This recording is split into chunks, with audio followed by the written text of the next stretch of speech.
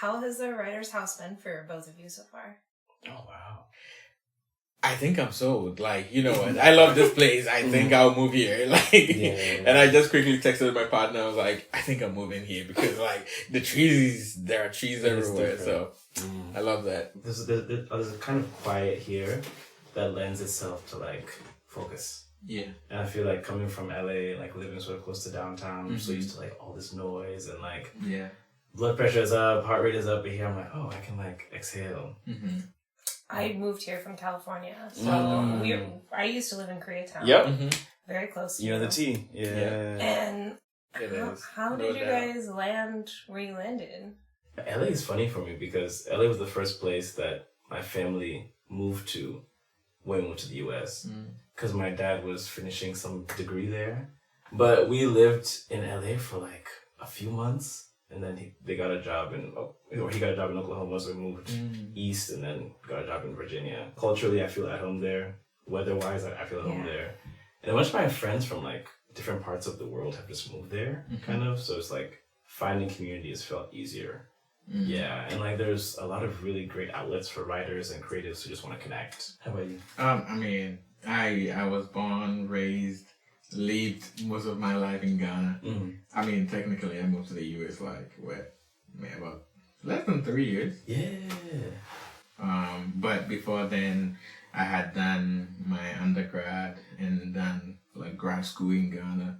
Then came here, did grad school, did like the MFA in creative writing.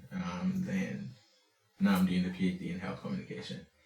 And so it's I think for me it's really writing that brought me here. That's true. Yeah.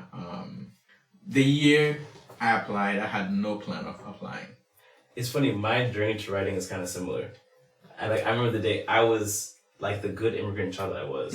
I was going to do a sensible degree. Yeah. I started off doing business management. Yeah. And then it was like my sophomore year of college.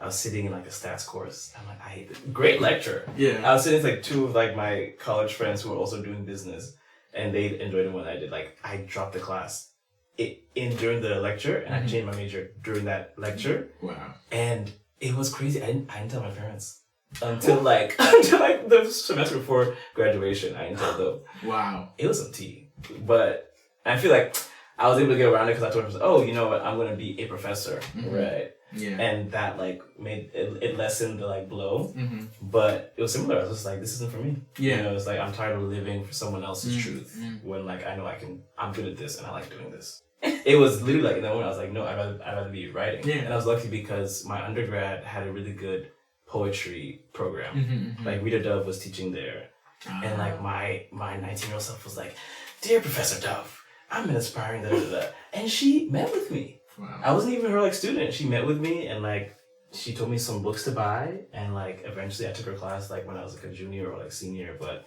having people like that and having black professors, having black writing professors showed me that it was possible. I think for me it was slightly different. It was partly that, but also I loved the work that I was doing in health, public health. I love the ideas of public health because I felt like the same thing that I was exploring in my work in public health is the same things I explore in my work in creative writing. Yes, I mean, I was in an undergrad class and I was writing my poems. And so some of my colleagues knew. Right. And I remember... Like writing poems like during class. Yeah. During class. You start taking notes. Yeah, I will be writing poems during class. One of my friends, he actually lives in California now. Oh, wow. Yeah. We were exchanging notes on paper. Like, and then he was like, bro, maybe you're not in the right place. He said, like, bro, maybe. He's like, we can all see you. Yeah, all see you writing something. You know, maybe you should be at, like, because my school was, like, solely a health university. Yeah. The University of Health and Allied Sciences. Yeah. So everything was about health. Yeah. Right. And actually, the truth is that what I wanted to do was to write a poetry collection about health. Currently, my PhD dissertation actually does part of that work that I wanted to do as an undergrad. Right. I'm working with some archives and some of the things that I'm doing now are more concerned with Black health and especially medical mistrust, syphilis in the Negro male, and which often people refer to as the Tuskegee syphilis study, which is also a very wrong title because it takes the burden of the U.S. Public Health Service or the government away from and then that. puts it on Tuskegee. the people of Tuskegee. Yeah. And so some of the work that I'm trying to do now is to, write poems about that using archival materials. It's really clear in your writing that you're discussing how this culture of distrust, this like really, really relevant culture of distrust, and and that was the main thing of the study. Yeah. We are waiting to see how syphilis turns out in these men if we don't treat them. We forget that some of these men were married. Yeah. And so their wives, some of their wives, about 40 of their wives were infected. And then children. And then the children that they had, I think about 19 kids had congenital syphilis. Later on, some of my work is going to explore that aspect. It's a complicated history, but I think it's also important that we still have these conversations because I think, especially considering where we are in the U.S. Political system right now, the history is being erased and all of that. It is very important that we don't forget about these things. Exactly. It is very important that we keep talking about them. And I like the fact that your work is tying poetry into it. Like that's like a medium that can reach a whole new audience. Yeah. Because like the more artistic mediums we have to sort of proliferate in like a issue, right? The more audience we can get. Yeah. Hopefully the more minds we can change as well. Yeah. How is the archival material that you're reading making it into your work right now in your poems? For some of them, I'm looking at, say, reports. And I'm trying to see how I can use blackout or erasure as a poem to kind of reveal what else I am seeing in these reports. Right. And so that's one of the things. And then the other part is also trying to use cento. I like that. But I'm thinking of cento as a collaborative work. Cento form, when a poem comprised, usually it's like the end words of different previous poems. Yeah. But think of it as a collage or mosaic of existing work you pull together. Yeah. And so I'm looking at it from a perspective that is multiple voices, multiple people, different people speaking in the same work. And I mean I'm thinking about it because in Black communities, we are also very communal. Right. And so I'm this is what it means. Yeah. So this is what this person says, this is what that person says. Yeah. Why don't we bring it together? Especially within Black expressive culture, Black religious culture. Yeah.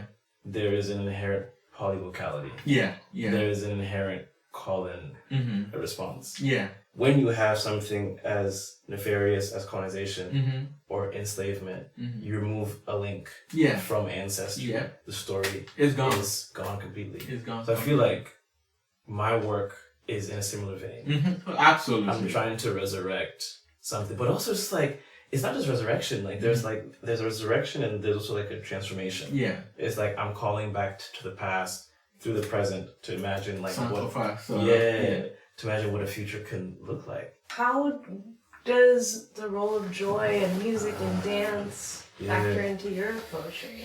I appreciate that question. One of our mutual friends, Akos, she said this line 5 years ago that still sits with me today. She's people think that joy and despair are opposites, right? Yeah. But she's it's the same. It's on the continuum, right? There are emotions on this continuum of self actualization, right?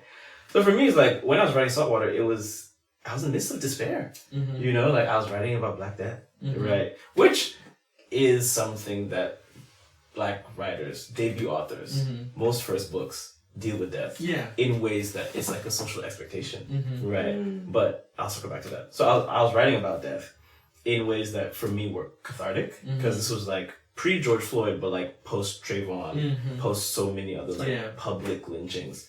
And I had experienced it in my own life, right? Like I had been pulled over, like I was protesting, So I was like, I'm using the poetry as a way of calling out, right? But also of like the times that I couldn't speak, the times where I felt silence. I'm like, oh, y'all finna hear it in this work. But it gets to the point where it's like, oh my goodness, like it's getting a little too dark, right? But then to resurrect or to rescue myself from that place, I look to how our funerals are, right? We dance at funerals. Yeah. So like there's a way that we have fun. Right? Like there's so many memes. It's like, oh, black people 10 minutes after burying you, like there's people like they're jamming, you know. I mean, low-key, I think funerals are like sometimes more fun than weddings. Yeah. High key, depending, right? You know. And for me, it's like the joy was like it wasn't just a balance. For me, it was like, if I'm planting the despair, the goal is to get to a place of joy.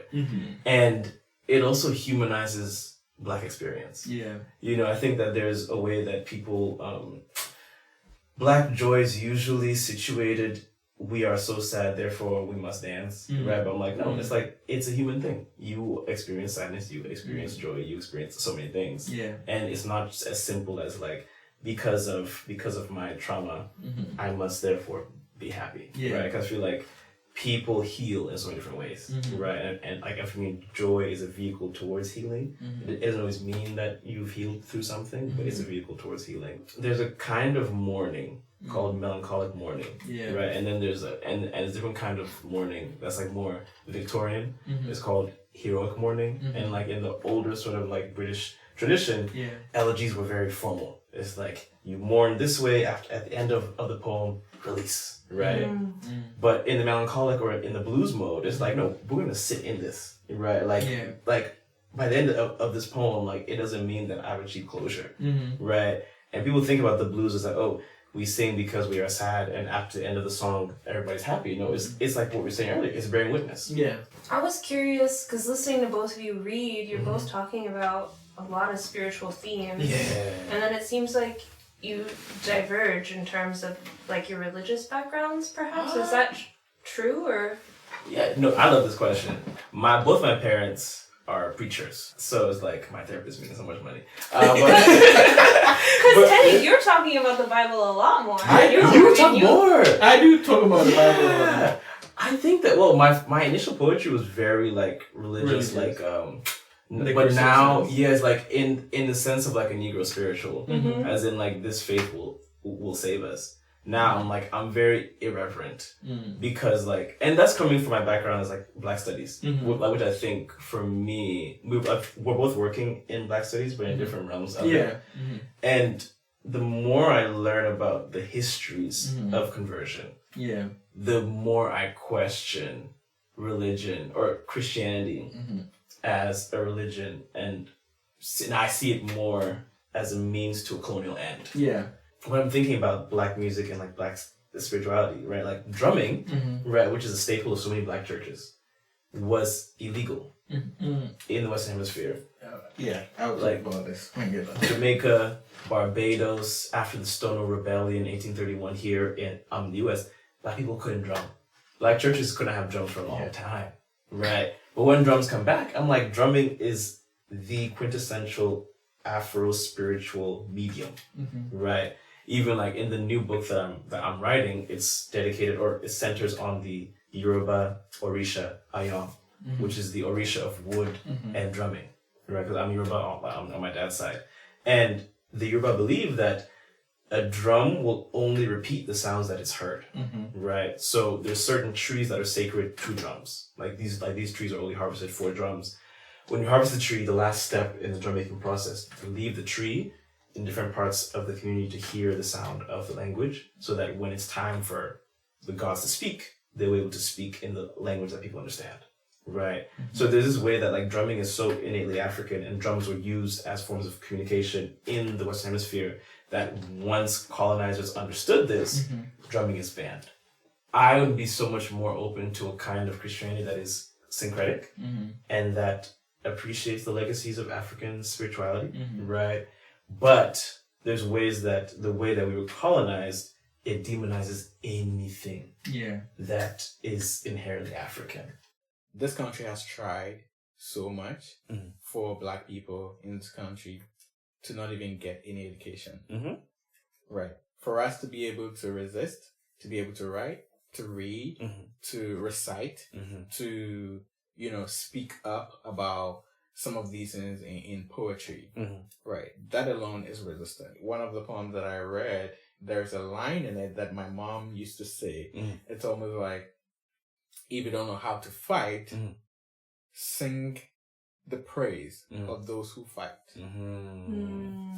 Right. And so in this moment, one of the things that we can do is, if you cannot fight in this moment, you can sing.